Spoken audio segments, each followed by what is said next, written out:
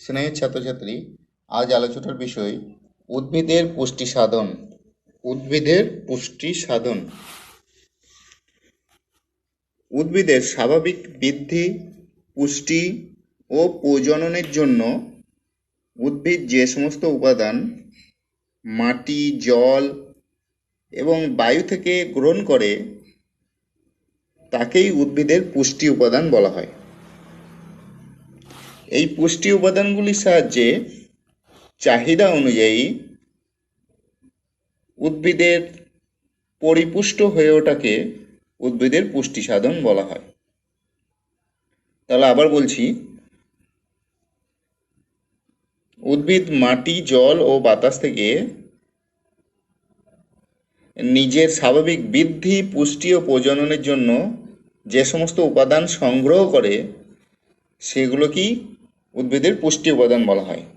আর এই পুষ্টি উপাদানগুলোর সাহায্যে উদ্ভিদ পরিপুষ্ট হয়ে ওঠে। এই পরিপুষ্ট হয়ে ওঠাকে বলা হচ্ছে উদ্ভিদের পুষ্টি সাধন।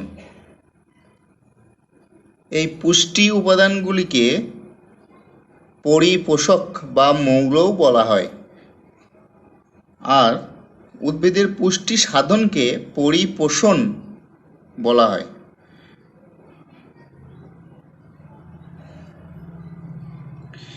উদ্ভিদের দেহ গঠন ও বৃদ্ধির ক্ষেত্রে কয়েকটি অপরিহার্য মৌলিক পদার্থ মৃত্তিকা থেকে সংগ্রহ করে উদ্ভিদ পুষ্টি সংগ্রহ করে। এই পুষ্টি মৌলগুলিকে আমরা তিনটি ভাগে ভাগ করতে পারি: প্রধান পুষ্টিমৌল, গৌণ পুষ্টিমৌল এবং অপ্রধান পুষ্টিমৌল। প্রধান পুষ্টিমৌল, গৌণ পুষ্টিমৌল এবং অপ্রধান পুষ্টিমৌল।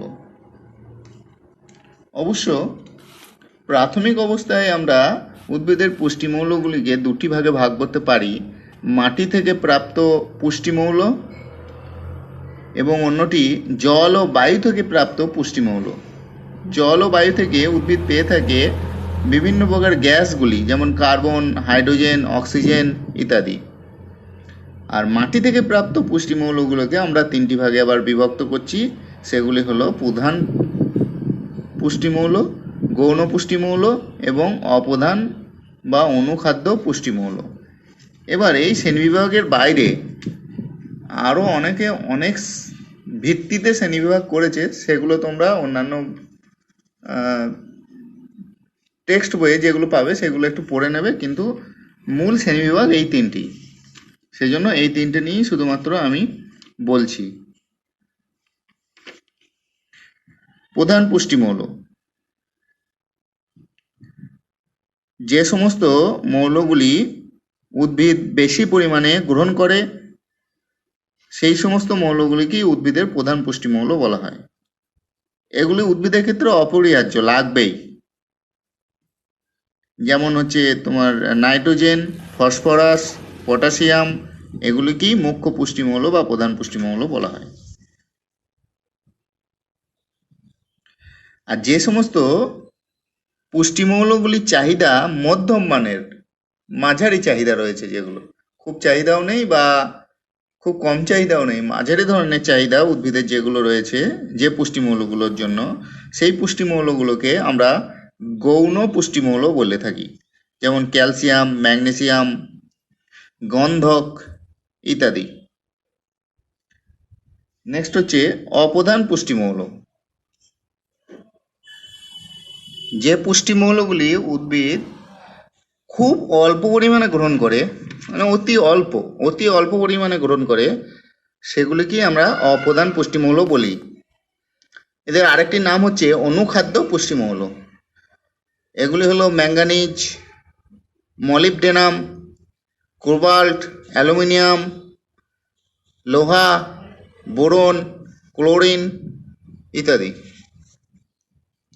এখন উদ্ভিদের পুষ্টি সাধনে এনপিকে এর গুরুত্ব বা এর ভূমিকা কি? এনপিকে বলতে নাইট্রোজেন, পটাশিয়াম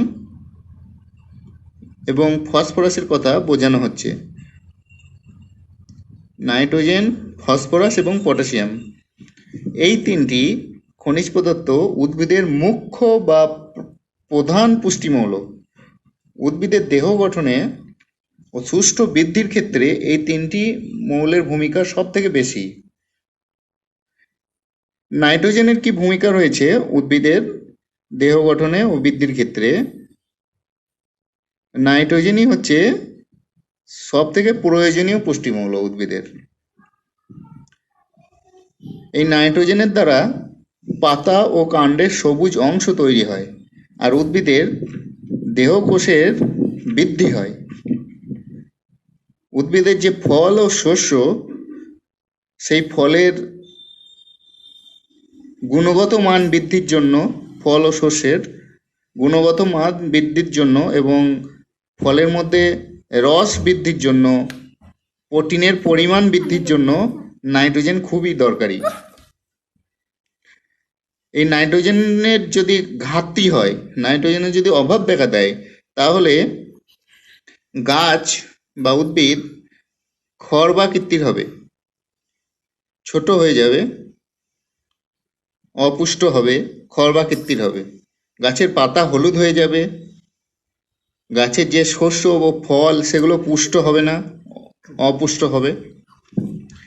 আবার এই নাইট্রোজেনের পরিমাণ যদি আবার বেড়ে যায়, খুব বৃদ্ধি পেলে, তখন গাছ ভারী হয়ে যায়, আর ভারী হলে মাটিতে লুটিয়ে পড়ে এবং সেই গাছের শস্যগুলো পাকতে দেরি হয়।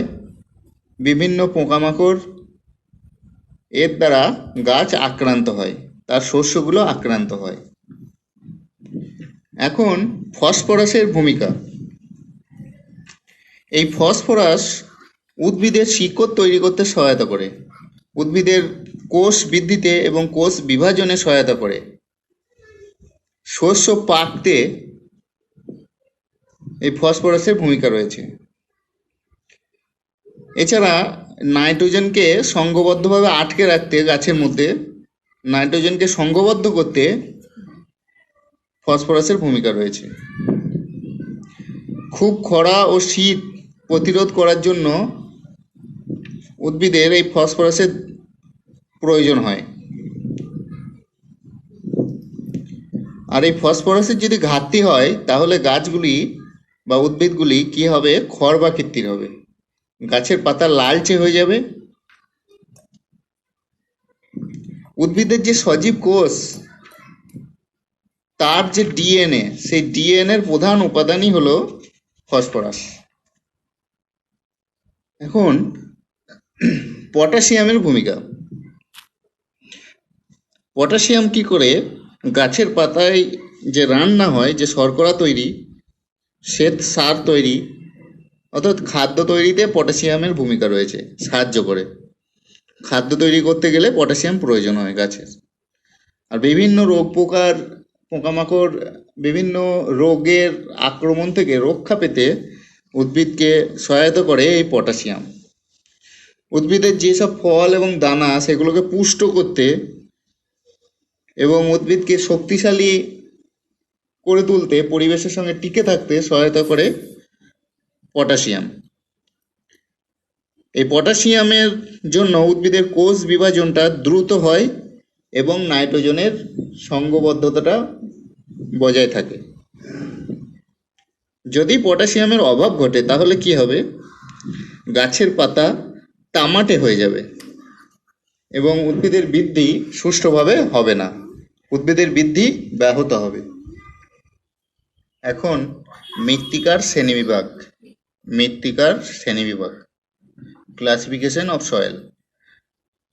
মাটির বিভিন্ন ধরনের যে ভৌত রাসায়নিক ধর্মগুলো আছে, সেই ভৌত রাসায়নিক ধর্মের উপর নির্ভর করে, এছাড়াও অন্যান্য বিভিন্ন বৈশিষ্ট্যের উপর নির্ভর করে মৃত্তিকাকে শ্রেণীবিভাগ করা হয়। মৃত্তিকার শ্রেণীবিভাগের এখন উদ্দেশ্যগুলো কি, সেটা আমরা একটু দেখে নিই। মৃত্তিকা কেন আমরা শ্রেণীবিভাগ করব, করে কি লাভ আছে আমাদের?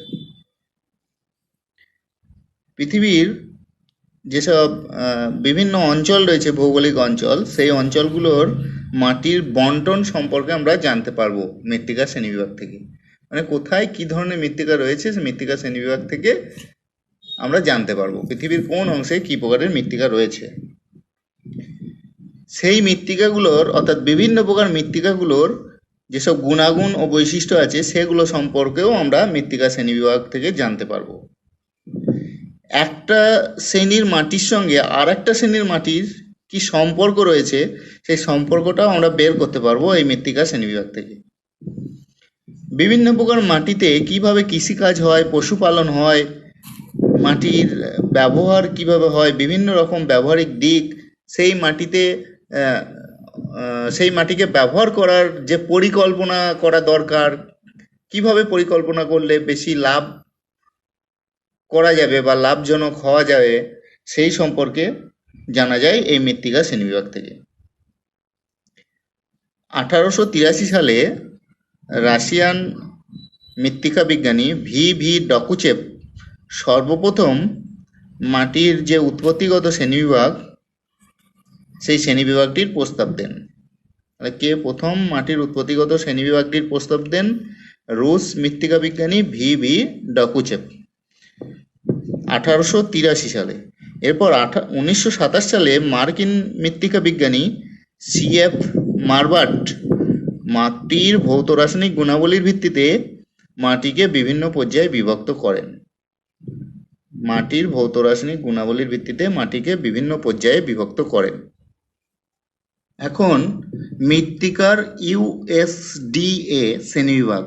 এই USDA এর পুরো নাম United state department of agriculture, America যুক্তরাষ্ট্রের কৃষি বিভাগ এই শ্রেণীবিভাগটি করেছিল।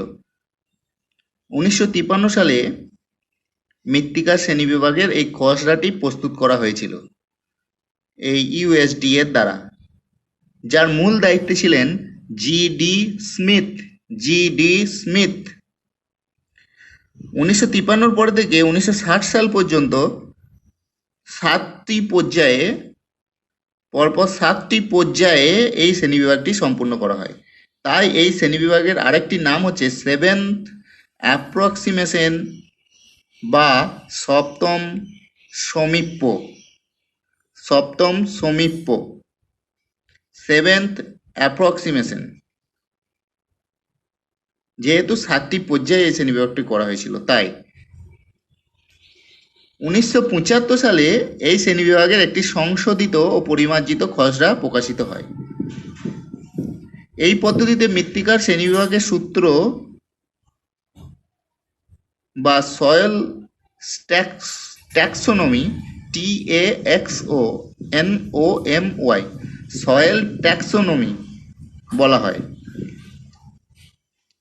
USDA শ্রেণীবিভাগের যে মূল বৈশিষ্ট্যগুলো ছিল সেইগুলো একটু আলোচনা করছি।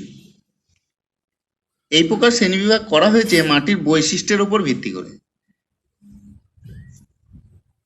আর এই শ্রেণীবিভাগটি 6টি পর্যায়ে ভাগ করা হয়েছে।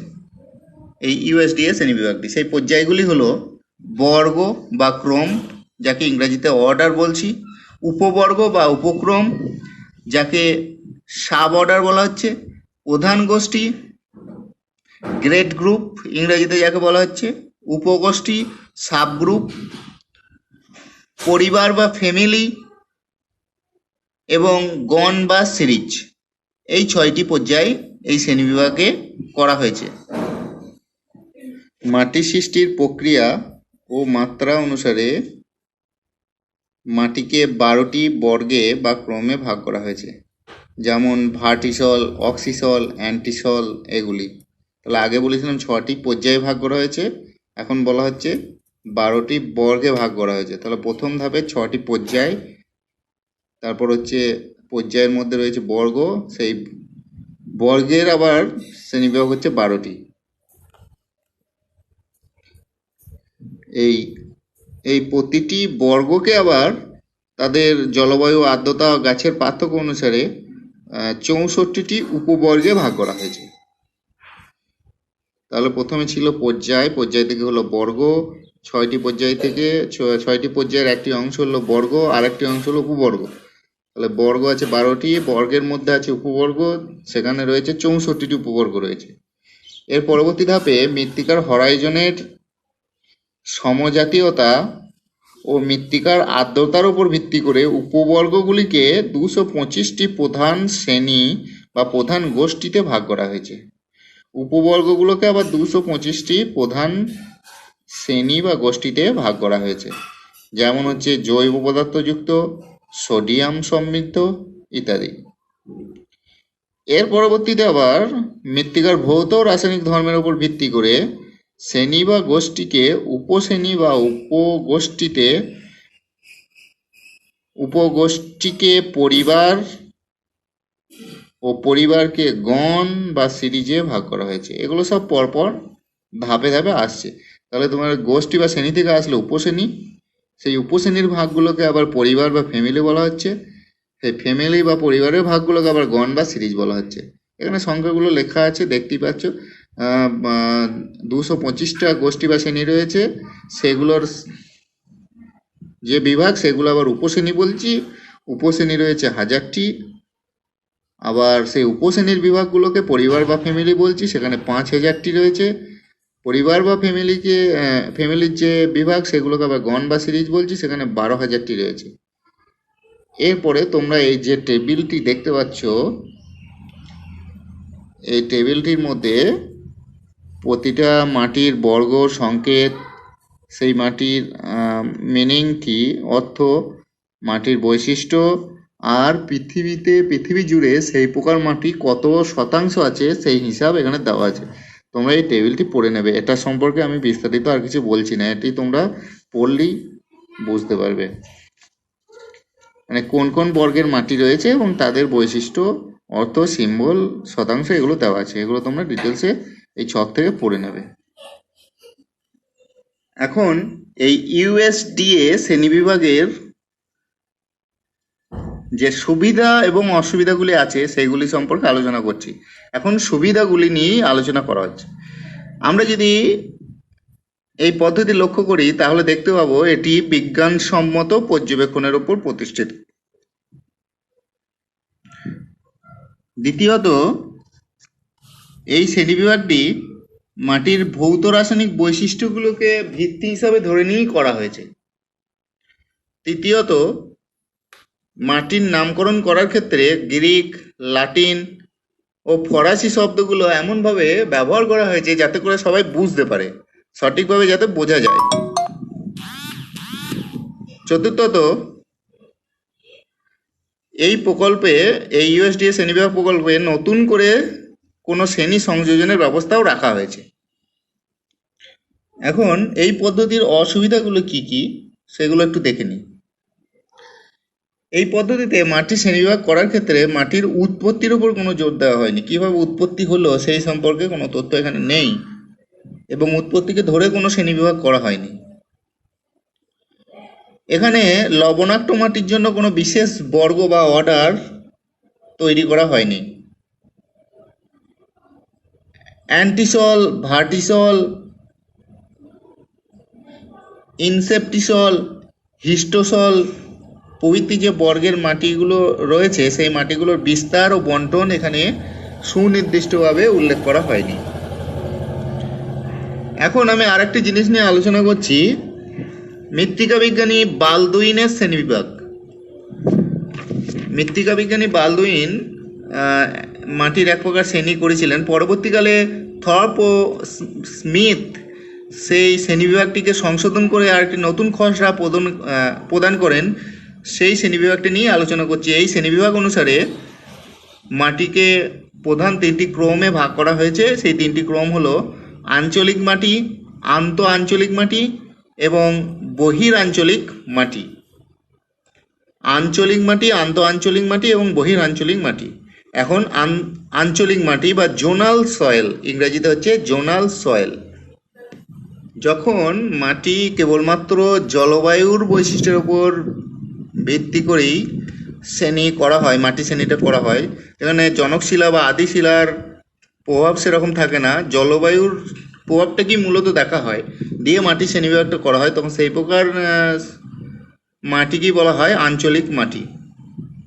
মানে এক একটা জলবায়ু অঞ্চলে এক এক রকমের মাটি সৃষ্টি হবে, এই আঞ্চলিক মাটি সৃষ্টি হবে।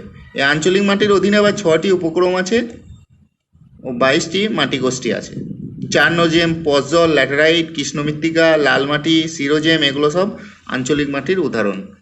অর্থাৎ জনকশিলা বা আদিশিলার যে ভূমিকা সেটা এখানে উজ্জ্বল। মুখ্য ভূমিকা নিচ্ছে জলবায়ু। জলবায়ুর ভিত্তিতে যখন মাটি শ্রেণীবিভাগ করা হচ্ছে সেটা হচ্ছে আঞ্চলিক মাটি। এরপর নেক্সট হচ্ছে আন্তঃ আঞ্চলিক মাটি বা ইন্ট্রাজোনাল সয়েল। আন্তঃ আঞ্চলিক মাটি বা ইন্ট্রাজোনাল সয়েল, এই যে আগের আঞ্চলিক মাটি বললাম, এটা একটা বৃহৎ জলবায়ু অঞ্চল জুড়ে একটা অঞ্চলের কথা বলা হচ্ছে। সেই অঞ্চলের মধ্যে তো আবার ভূপ্রকৃতিগত পার্থক্য থাকতে পারে।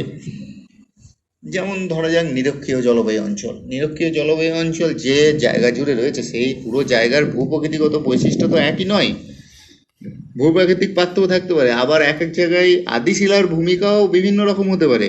অর্থাৎ একটা আঞ্চলিক একটা যে জলবায়ুগত অঞ্চল তার মধ্যে ভূপ্রকৃতি, আদিশিলা, আবার জলবায়ুরও ক্ষুদ্র ক্ষুদ্র পার্থক্য থাকতে পারে একটা বৃহৎ জলবায়ু অঞ্চলের মধ্যে। তো এইগুলোর পার্থক্যের জন্য স্থান বিশেষে আলাদা আলাদা মৃত্তিকার সৃষ্টি হয়। এগুলোই বলা হয় আন্তঃ আঞ্চলিক মাটি। মানে আঞ্চলিক মাটির মধ্যে এই মাটিগুলো ভরা আছে, কিন্তু তাদের ভূপ্রকৃতিগত বৈশিষ্ট্যের জন্য আলাদা মাটির সৃষ্টি হতে পারে, আদিশিলার বৈশিষ্ট্যের জন্য আলাদা মাটির সৃষ্টি হতে পারে, বা ছোট ছোট জলবায়ু অঞ্চল সৃষ্টি হয়ে আলাদা মাটির সৃষ্টি হতে পারে। এগুলোকে বলা হয় আন্তঃ আঞ্চলিক মাটি। এই আন্তঃ আঞ্চলিক মাটির অধীনে 3টি উপক্রম এবং 12টি প্রধান মাটিগোষ্ঠী আছে। যেমন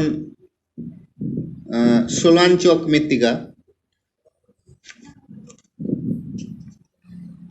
এখন অআঞ্চলিক মৃত্তিকা বা অ্যাজোনাল সয়েল।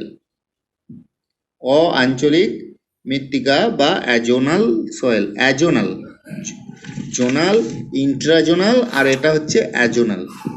এই ধরনের মৃত্তিকা গঠনের যেসব প্রক্রিয়াগুলো আছে সেই প্রক্রিয়ায় এই মৃত্তিকা গঠিত হয় তা কিন্তু নয়।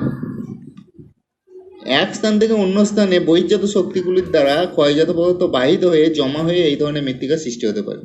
যেমন হচ্ছে লোয়েস। কি হয়, লোয়েস মৃত্তিকা কিভাবে সৃষ্টি হয়? মরুভূমির লোয়েস কণাগুলো বাতাসের দ্বারা বাহিত হয়ে অন্য কোনো স্থানে জমা হয়ে ভরাট হয়ে সেখানে লোয়েস মৃত্তিকা গঠন করেছে। এটা কিন্তু কোনো মৃত্তিকা সৃষ্টির প্রক্রিয়ায় এই লোয়েস মৃত্তিকা সৃষ্টি হয়েছে তা নয়।